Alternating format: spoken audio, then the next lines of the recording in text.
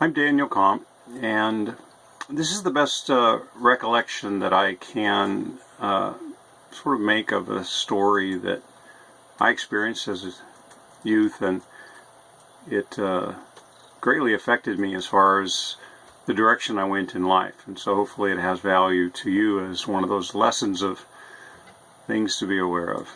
It's called The Little Ice Cream Boy. I dreamed of touching space. You see, when I was 7, President Kennedy was promoting the goal of putting a man on the moon by the end of the decade. My dream of touching space was expanded rather than deflated by the public controversy. I believed in the president's words of a hopeful future of exploration. I played with that future in the fiery heat of the summer sun, privileged to be surrounded by the safety of the modest tract homes of my Fremont, California neighborhood. From the end of my block came the sound of an ice cream truck, calling kids to claim their prize for the day. I can see them running away from their front doors, one hand reaching toward the future prize, the other clutching coins like a baton passed from their mother in an Olympic race toward the quickly forming line at the rear of the beckoning truck.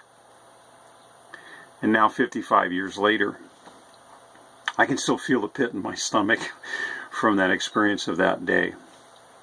My parents both worked. My mother wasn't home to put the treasured coins in my palm and to press a good luck kiss to my forehead like many of my neighbors.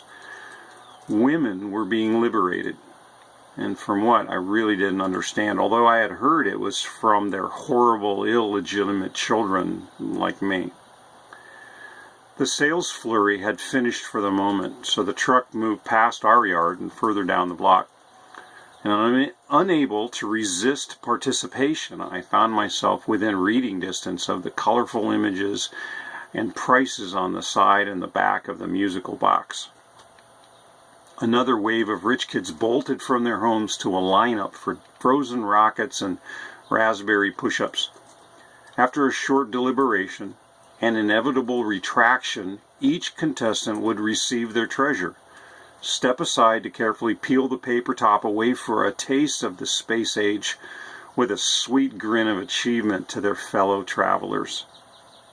And then it happened.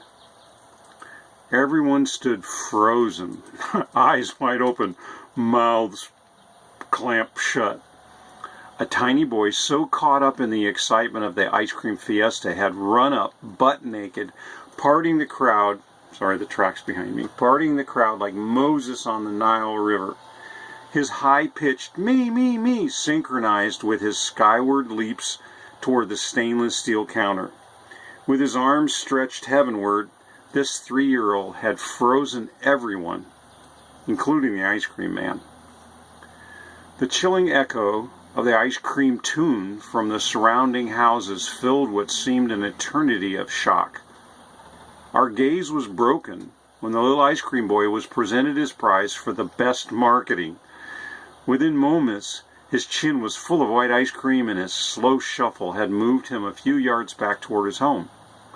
The frenzy started all over. Kids formed a tidy line, put out their order with confidence, and retreated a few feet to grin with accomplishment. Not for me.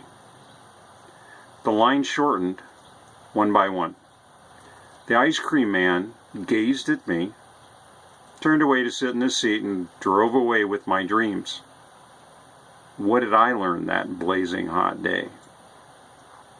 My conclusions were not tempered by a father's wisdom. My hopes were not resurrected by a compassionate mother. I learned that you either had to be one of the really lucky ones or a completely shameless zealot. Anything between the two, right where I stood, came with an open mouth and a pit in the stomach. Yeah, a pit I can still feel to this day. Eccentricity started early in my life. It started with an ice cream truck and an empty hand. I had felt the pit of want without the means to acquire. The hunger began that afternoon. I've set 8 world records for IT production. I've birthed more websites than any other human I know. I still tear up replaying this childhood recording. At times, it and a dozen like it play in the background, too quiet to notice. The experience shaped my drive, my ambition, and my perseverance. The victory did not go to the naked little ice cream boy, though, even though he still lives in me. The victory goes to self-awareness and better choices. I can't erase the recording of that day, but I have learned to reinterpret and revalue the experience. Self-awareness brings opportunity to reconsider naive and youthful conclusions.